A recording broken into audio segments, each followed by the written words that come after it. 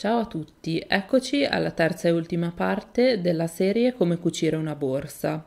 Per chi non avesse visto le prime due, che riguardano il guscio esterno e la fodera, vi lascio i link qui in alto a destra e sotto questo video. Oggi parliamo della tracolla e delle cerniere in alto.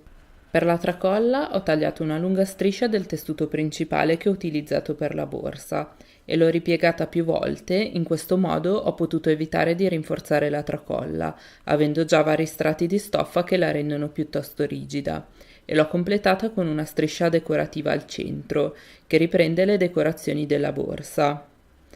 Per cucirla ho utilizzato un piedino per orlo invisibile che ha una linguetta che mi aiuta a seguire meglio il bordo dritto della striscia centrale.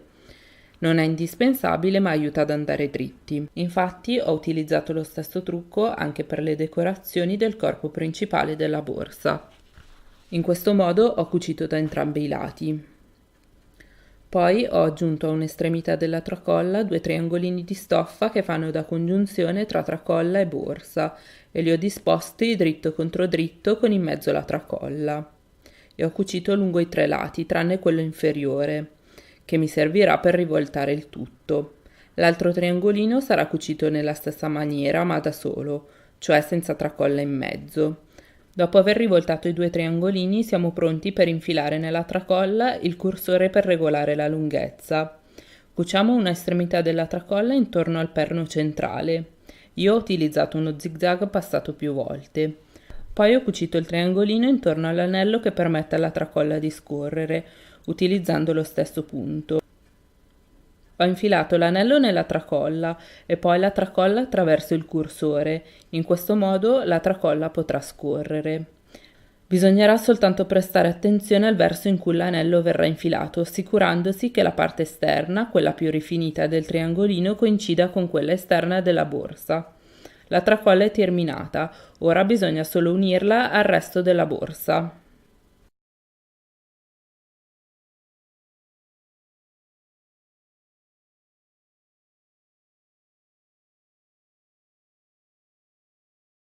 In corrispondenza delle due fodere interne ci saranno due cerniere nella parte alta della borsa. Le due cerniere misureranno circa 40 cm come la larghezza della borsa e saranno montate su una sorta di placca che verrà cucita a chiusura della borsa. Tra le due cerniere ho cucito una striscia di stoffa con i margini non rifiniti ripiegati verso il rovescio e ai lati delle cerniere ho cucito un'altra striscia, questa volta solo con uno dei margini ripiegato verso il rovescio. Ho utilizzato il piedino per cerniere. Le cerniere si dovranno aprire entrambe dalla stessa parte. Ora utilizzerò i margini di cucitura della placca sul rovescio per unire le fodere alle cerniere, in modo che dal dritto non si veda nulla. Basterà disporre le fodere in modo che le tasche si trovino nella posizione che si preferisce e poi cucire in questo modo. Ho unito i triangolini alla placca disponendoli rivolti verso l'interno. Ora è il momento di chiudere la borsa. Come prima cosa ho aperto la cerniera della tasca con il lato scucito per rivoltare poi il tutto.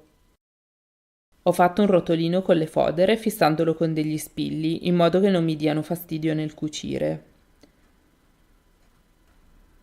Ora andremo ad infilare la tracolla e la placca delle cerniere nella borsa rovesciata, con le fodere verso l'esterno, e spilleremo tutto intorno all'apertura in alto.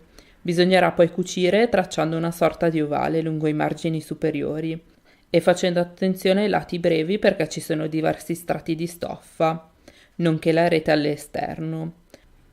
Dopo aver cucito si potrà rivoltare il tutto attraverso il lato scucito della fodera e la cerniera aperta. L'ultima operazione sarà quella di chiudere la tasca. Facciamo combaciare i due lati rivolgendo i margini di cucitura verso l'esterno.